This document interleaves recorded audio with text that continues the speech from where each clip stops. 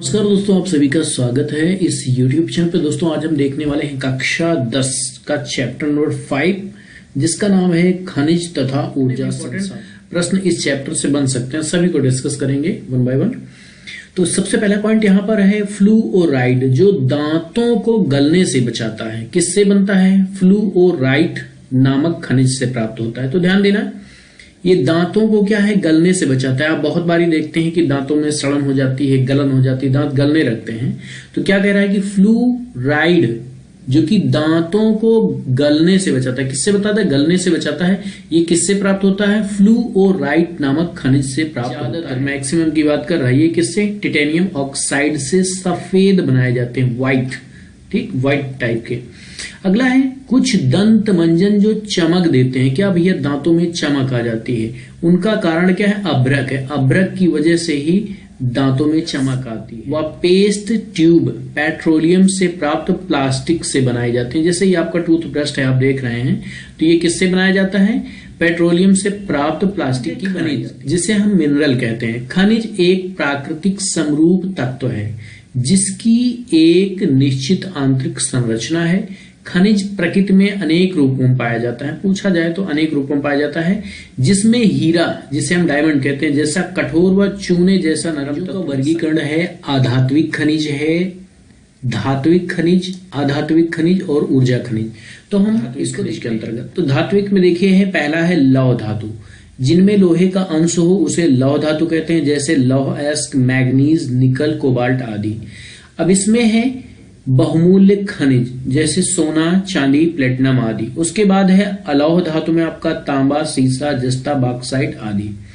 अब हम यहाँ पर बात करते हैं अधात्विक खनिज। देखिए ये तो हो गए आपके धात्विक खनिज। अब इधर हम बात करते हैं अधात्विक खनिज की।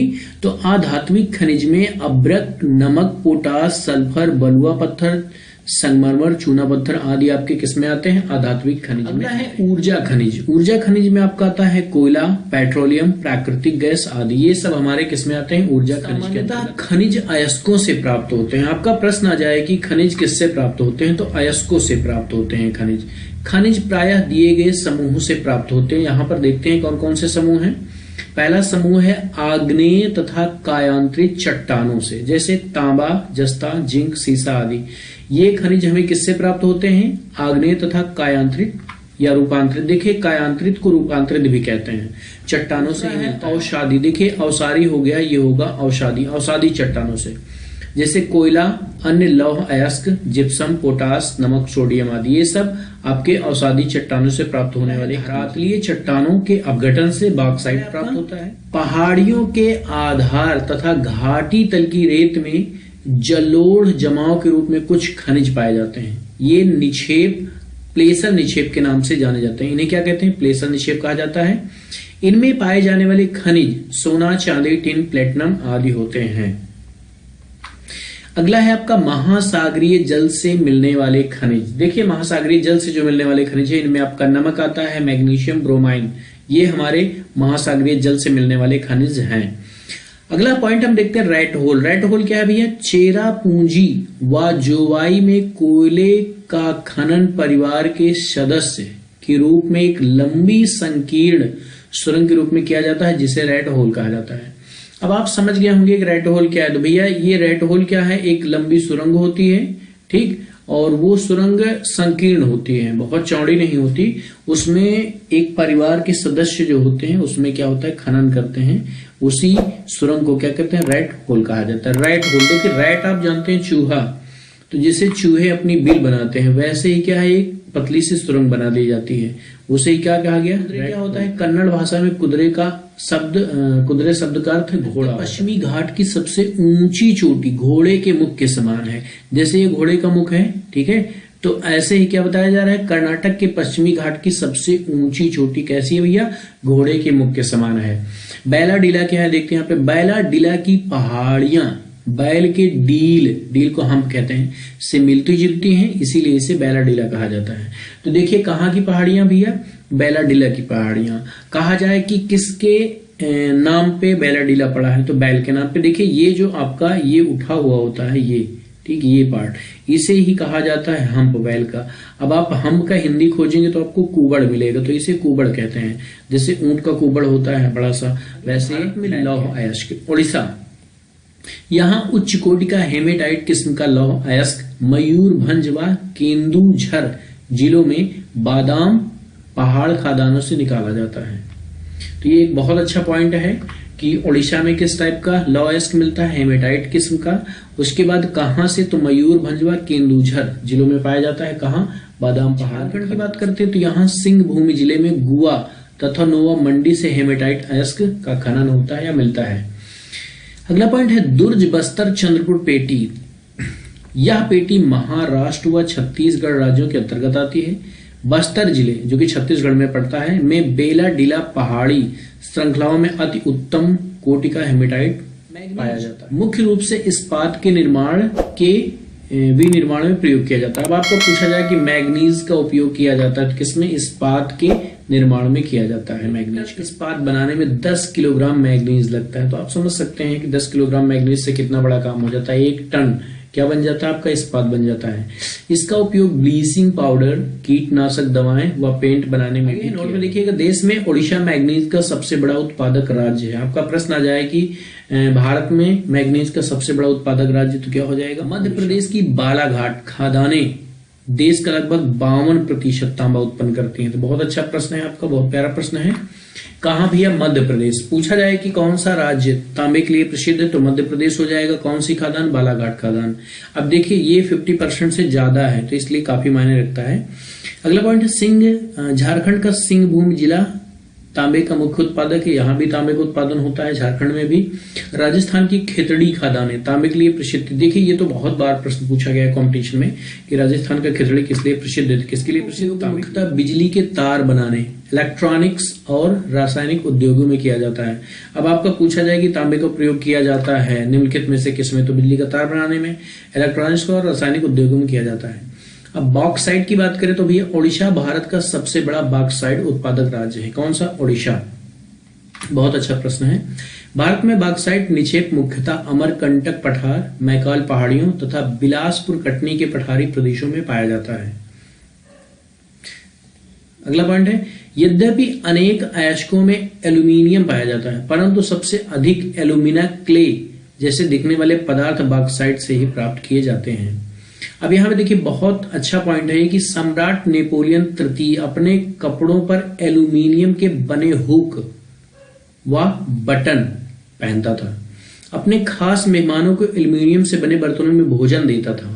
आम मेहमानों को सोने व चांदी के बर्तनों में भोजन कराता था। तो ये एक भैया उस समय की बात है, तो बहुत बड़ी बात थी कि सोने चांदी के बर्तन में आम मेहमान उसके भोजन करते थे। अभ्रक के निक्षेप छोटा नागपुर पठार के उत्तरी किनारों पर पाया जाता है। अब पूछा जाए कि अभ्रक कहाँ पाया जाता है, तो भैया छोटा नागपुर पठार में पाया जाता है। बिहार झारखंड की कोडरमा, गया, हजारीबाग, पेटी अग्रणी अभ्रक। राजस्थान के मुख्य उत्पादक क्षेत्र की बात करें तो अजमेर है। अब अभ्रक पूछा जाए कि राजस्थान में कहाँ भैया मिलता है, तो आपका अजमेर क्षेत्र में मिलता है। आंध्र प्रदेश की नेल्लोर अभ्रक पेटी देश की महत्वपूर्ण उत्पादन पेटी है, उत्पादन होता है। चूना पत्थर की अब हम बात करें तो सीमेंट उद्योग का एक आधारभूत कच्चा माल है। बहुत अच्छा प्रश्न, बहुत अच्छा नोटेबल पॉइंट है कि पूछा जाए कि सीमेंट उद्योग का प्रमुख कच्चा माल क्या है, तो क्या हो जाएगा, चूना पत्थर हो जाएगा। चूना पत्थर लौह प्रगलन की भट्टियों के लिए अनिवार्य है। जिससे लोहे को पिघलाया जाता है तो वहां भी चूना बहुत ही ज्यादा इंपॉर्टेंट है। यह मुख्यतः अवसादी चट्टानों में पाया जाता है। अब आपका प्रश्न एक अच्छा ये बन रहा है कि चूना मुख्यतः किन चट्टानों में मिलता है, तो भैया अवसादी चट्टानों से चूना प्राप्त किया जाता है। या संसाधन के प्रकार की बात करें तो परंपरागत तथा गैर परंपरागत ऊर्जा संसाधन होते हैं। ऊर्जा के परंपरागत साधन में कौन कौन से, आपका लकड़ी, उपले, कोयला, पेट्रोलियम, प्राकृतिक गैस तथा विद्युत, ये सब हमारे ऊर्जा के परंपरागत साधन। बात करते हैं ऊर्जा के गैर परंपरागत साधन की, तो सौर ऊर्जा, पवन ऊर्जा, ज्वारीय ऊर्जा, भूतापीय ऊर्जा, बायोगैस, परमाणु ऊर्जा, ये हमारे ऊर्जा के गैर परंपरागत। भारत में कोयला बहुतायत मात्रा में पाया जाने वाला जीवाश्मी ईंधन है। पूछ लिया जाए कि कोयला कैसा ईंधन है, जीवाश्मी ईंधन है। एंथ्रासाइट सर्वोत्तम गुण वाला कोयला कठोर कोयला है। जैसे एंथ्रासाइट, ये कोयले हैं सब, आपने कोयला देखा ही होगा। तो कहा जा रहा है कि सर्वोत्तम गुण वाला कोयला कौन सा होता है? एंथ्रासाइट। एक निम्न कोटि का भूरा कोयला होता है। अब देखिए कोयले के प्रकार हैं आपका एंथ्रासाइट, लिग्नाइट, बिटुमिनस, ये 3 होते हैं प्रकार मुख्यतः। तो एंथ्रासाइट ताप किस्म का कोयला होता है। लिग्नाइट बताया जा रहा है कि यह कोयला भूरे रंग का होता है, यह मुलायम व नमी युक्त होता है। लिग्नाइट के प्रमुख भंडार तमिलनाडु के नेवली में हैं। बिटुमिनस अब बात करते हैं तो गहराई में दबे तथा अधिक तापमान से प्रभावित कोयले को बिटुमिनस कहा जाता है। क्या कहा जाता है? बिटुमिनस। वाणिज्यिक प्रयोग में यह सर्वाधिक लोकप्रिय है। क्या? बिटुमिनस। भारत में कोयला 2 प्रमुख शैल क्रम में पाया जाता है, एक है गोंडवाना और दूसरा है टर्शियरी। गोंडवाना कोयले धातु शोधन कोयला, ये कोयला है, ये मां हो गया है, कोमला नहीं कोयला है। क्या है? गोंडवाना कोयले के प्रमुख क्षेत्र हैं दामोदर घाटी, पश्चिम बंगाल तथा झारखंड, झरिया, रानीगंज, बोकारो, ये सब क्या है भैया? गोंडवाना क्रम के कोयले के प्रमुख क्षेत्र हैं। टर्शियरी कोयला के प्रमुख क्षेत्र हैं मेघालय, असम, अरुणाचल प्रदेश व नागालैंड, ये टर्शियरी कोयला क्षेत्र हैं। पेट्रोलियम की बात करें तो पेट्रोलियम आपका भारत में कोयले के बाद ऊर्जा का दूसरा प्रमुख साधन पेट्रोलियम या खनिज तेल है। अब पूछा जाए कि भारत में ऊर्जा का प्रमुख साधन क्या है, तो आपको यहाँ पे क्लियर हो गया होगा क्या भैया? कोयला है। उसके बाद पूछा रहा दूसरा प्रमुख साधन क्या है? पेट्रोलियम या खनिज तेल। में अधिकांश पेट्रोलियम की उपस्थिति टर्शियरी युग की शैलक्रम संरचनाओं व भ्रंश ट्रैप में होता है। अब आपका ये अच्छा एक प्रश्न, आपका अच्छा एक पॉइंट मिल रहा है कि भैया पेट्रोलियम की प्राप्ति किस युग की चट्टान से होता है? तो टर्शियरी युग की चट्टान से होता है। भारत में कुल पेट्रोलियम उत्पादन का 63% बॉम्बे हाई से, बॉम्बे हाई आप जानते हैं बहुत बार प्रश्न पूछा गया है कि बॉम्बे हाई या बॉम्बे अप तट किसके लिए जाना जाता है? तो भैया पेट्रोलियम उत्पाद के लिए जाना जाता है। यहाँ पर 63% उत्पादन होता है। गुजरात 18% गुजरात से, जबकि 16% भाग असम से प्राप्त होता है। किसका? पेट्रोलियम का। तो अब पूछा जाए कि सबसे ज्यादा पेट्रोलियम पदार्थ कहाँ मिलता है, तो भैया आपका हो जाएगा कहाँ है? यह है बॉम्बे। गुजरात का सबसे महत्वपूर्ण तेल क्षेत्र है। पूछा जाए कि अंकलेश्वर है कहाँ, तो ये है आपका गुजरात में है। किसके लिए जाना जाता है? तो भैया तेल क्षेत्र के लिए प्रसिद्ध। भारत का सबसे पुराना तेल उत्पादक राज्य है। पूछ लिया जाएगा भैया भारत का सबसे पुराना तेल उत्पादक राज्य, तो आपका हो जाएगा असम। असम में डिगबोई जो है कि तेल के लिए जाना जाता है। माकुम में देश का पहला कुआं, तेल का कुआं खोदा गया था। आगे है डिगबोई, नाहरकटिया और मोरन हुगरी जन असम के प्रमुख तेल उत्पादक पॉइंट है। आगे है प्राकृतिक गैस। कार्बन डाइऑक्साइड के कम उत्सर्जन के कारण प्राकृतिक गैस को स्वच्छ व पर्यावरण अनुकूल ईंधन माना जाता है। इसे वर्तमान शताब्दी का ईंधन भी कहा जाता है। बहुत अच्छा पॉइंट है। पूछा जाए कि पर्यावरण अनुकूल ईंधन कहा जाता है किसे भैया? प्राकृतिक गैस को। वर्तमान शताब्दी का ईंधन किसे कहा जाता है? तो भैया प्राकृतिक गैस को कहा जाता है। ये ध्यान देना, नोटेबल पॉइंट है, नोट कर सकते हैं। कृष्णा गोदावरी नदी बेसिन में प्राकृतिक गैस के विशाल भंडार खोजे गए हैं। किस बेसिन में? प्रश्न आपका सिंपल सा जाए कि किस नदी बेसिन में भैया क्या है? प्राकृतिक गैस के विशाल भंडार खोजे गए हैं, पाए गए हैं या हैं, तो क्या हो जाएगा? कृष्णा और गोदावरी। पश्चिमी तट के साथ मुंबई हाई, मुंबई हाई आ गया ना, बॉम्बे हाई, मुंबई हाई वही एक चीज है। खंभात की खाड़ी, अंडमान निकोबार द्वीप समूह में प्राकृतिक गैस के भंडार। 100 किलोमीटर लंबी HVJ यानी Hazira Vijaynagar Jagdishpur gas pipeline Bombay high और बसीन को पश्चिमी व उत्तरी भारत के उर्वरक, विद्युत व अन्य औद्योगिक क्षेत्रों से। सीएनजी देखिए, सीएनजी का पूर्ण रूप पूछ लिया जाता है तो इसका पूर्ण रूप है कंप्रेस्ड नेचुरल गैस, जिसे हम हिंदी में कहते हैं संपीड़ित प्राकृतिक गैस।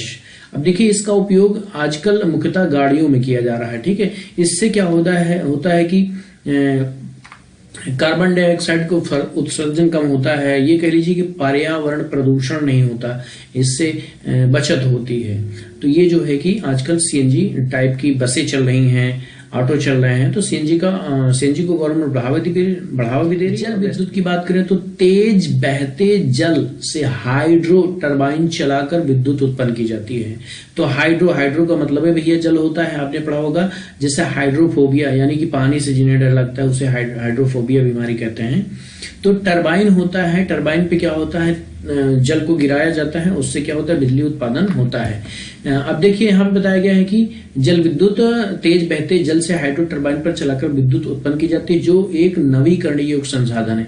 यानी कि पूछा जाए कि जल विद्युत किस श्रेणी का संसाधन है, तो यह नवीकरण योग्य की बात करें तो यहाँ पे कोयला, पेट्रोलियम, प्राकृतिक गैस के प्रयोग से उत्पन्न की जाती है क्या, ताप विद्युत। ताप विद्युत ग्रह अनवीकरण योग्य जीवाश्मी ईंधन का प्रयोग कर विद्युत उत्पन्न करते हैं। विद्युत परियोजनाएं हैं आपकी यहाँ मुख्य भाखड़ा नागल, देखिए भाखड़ा नागल बांध आपने पढ़ा है, ठीक है, वही है। दामोदर घाटी कोपिली हाइडल परियोजना, तो कोपिली हाइडल मुख्यतः आप लोगों ने नहीं देखा होगा, बाकी सारी चीजें देखी होंगी। तो कोपिली हाइडल परियोजना भी क्या है भैया, विद्युत परियोजना। ऊर्जा संसाधन की बात करें तो यहाँ नवीकरण में आपका आ जाएगा सौर ऊर्जा, पवन ऊर्जा, ज्वारीय ऊर्जा, जैविक ऊर्जा, अवशिष्ट पदार्थों से जनित ऊर्जा, ये सभी नवीकरण योग्य ऊर्जा संसाधन के उदाहरण हैं। इन्हें ऊर्जा के गैर परंपरागत साधन भी कहा जाता है। किनको, ये आपने ऊपर जो अथवा आणविक ऊर्जा, यह ऊर्जा अणुओं की संरचना बदलने से प्राप्त की जाती है। यूरेनियम और थोरियम झारखंड, राजस्थान की अरावली पर्वत श्रृंखला में पाए जाते हैं। इनके प्रयोग से परमाणु या आणविक ऊर्जा उत्पादन किया जाता है।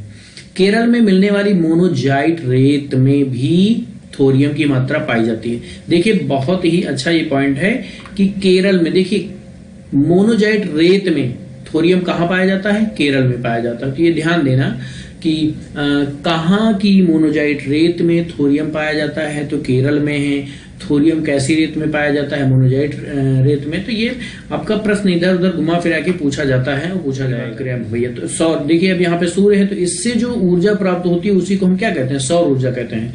भारत एक उष्ण कटिबंधीय देश है, यहाँ सौर ऊर्जा के दोहन की अपार संभावना है। अर्थात यहाँ पर सौर ऊर्जा के दोहन का मतलब है इससे बहुत कुछ उपयोग लिया जा सकता है। जैसे आजकल आपने देखा होगा सोलर पैनल का चलन बढ़ गया है। सोलर पैनल जो आप खरीदेंगे तो उसमें एटलीस्ट सोलर पैनल की गारंटी 20 ईयर्स या 25 ईयर्स होती है, ठीक है। तो इतने लंबे समय तक ये चलते हैं और एक बार आपने पैसा लगाया तो ये क्या होता भैया, ये पैसे से आपकी मुक्ति हो गई इतने सालों के लिए। आपको बैटरी चेंज करनी पड़ सकती है 4 से 10 साल। वोल्टाइक प्रौद्योगिकी द्वारा धूप को सीधे विद्युत में परिवर्तित किया जाता है। तो अब आपका पूछा जाएगा भैया किस विधि से, उसे क्या कहेंगे जिससे धूप को सीधे विद्युत में परिवर्तित किया जा सकता है। तो ये क्या है, फोटोवोल्टाइक प्रौद्योगिकी द्वारा धूप को सीधे विद्युत में परिवर्तित किया जाता है।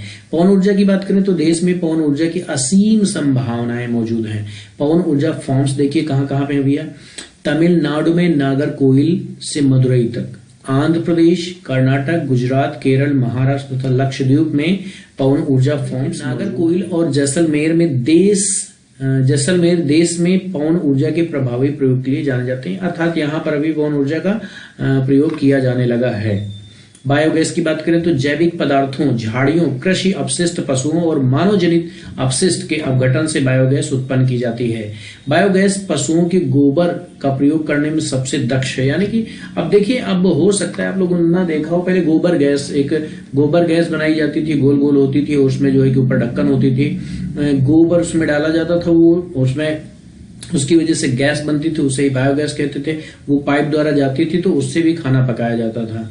तो यही है भैया कि गोबर गैस, क्या बताया गया है कि बायोगैस पशुओं के गोबर के प्रयोग करने में दक्ष है। ऊर्जा की बात करें तो महासागरीय तरंगों का प्रयोग विद्युत उत्पादन में किया जा सकता है।